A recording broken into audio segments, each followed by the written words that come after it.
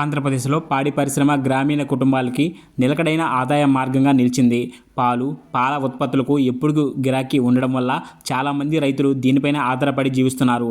అయితే పశువులకి నాణ్యమైన మేత, పోషకాలు అందించడం రోజురోజుకి ఖరీదైపోతుంది.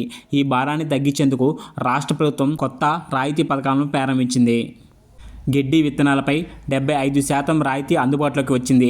హైబ్రిడ్ జొన్న, మొక్కజొన్న వంటి అధిక దిగుబడి ఇచ్చే విత్తనాలు ఇప్పుడు చాలా తక్కువ ధరకే లభిస్తున్నాయి.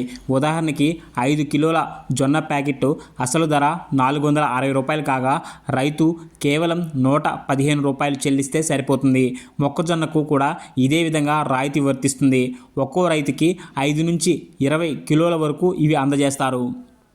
పశువుల సమీకృత దానాపై 50% సబ్సిడీ కూడా ప్రకటించారు. 50 కిలోల బస్తా ధర ₹1110 కాగా రైతు ₹555 మాత్రమే చెల్లించాలి. ఒక్కో వ్యక్తికి 1 నుంచి 1.5 క్వింటాల వరకు ఈ దానా ఇస్తారు. దీనివల్ల పశువులకి అవసరమైన పోషకాలు సులభంగా అందుతాయి. పాల ఉత్పత్తులు పెరిగి ఖర్చులు తగ్గుతాయి. పశువుల ఆరోగ్య రక్షణకి ఉచిత వ్యాక్సిన్లు, వ్యాధి నివారణ మందులు అందుబాటులో ఉన్నాయి. అంతేకాకుండా మినీ గోకులం షెడ్లను 100% రాయితీతో మంజూరు చేస్తున్నారు. ఇవి పశువులకు సురక్షితమైన వాతావరణం కల్పిస్తాయి. రాష్ట్ర వ్యాప్తంగా జిల్లాల వారీగా సర్వే నడుస్తుంది. ఈ నెల 15 వరకు కొనసాగే ఈ సర్వేలో రైతు సేవా కేంద్రాలు, పశు సంవర్ధక శాఖ సిబ్బంది పాల్గొంటున్నారు. పట్టాదారు పాసు పుస్తకం, ఆధార్ కాపీలతో సమీప రైతు సేవా కేంద్రాన్ని సంప్రదిస్తే సరిపోతుంది. రుణాలు, బీమా వంటి అంశాలపై కూడా సమాచారం సేకరిస్తున్నారు. ఈ చర్యలన్నీ చిన్న, సన్నకారు రైతుల ఆర్థిక భారాన్ని తగ్గించి గ్రామీణ ఆర్థిక వ్యవస్థను బలోపేతం చేస్తాయి. తక్కువ పెట్టుబడితో ఎక్కువ పాలు ఉత్పత్తి చేసి జీవన నాణ్యతను పెంచుకోవచ్చు.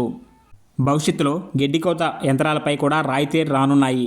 ఇవి శ్రమ, సమయం ఆదా చేసి రోజువారీ పనులను సులభతరం చేస్తాయి.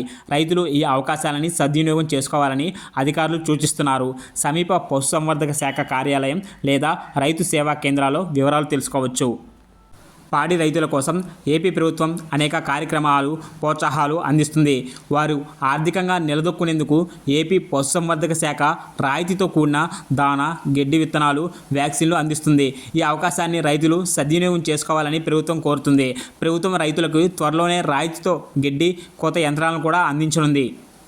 ఇంకా ఇలాంటి వార్తలు మీ దాకా రావాలనుకుంటే ఇప్పుడే మన ఛానల్ని సబ్స్క్రైబ్ చేసుకోండి.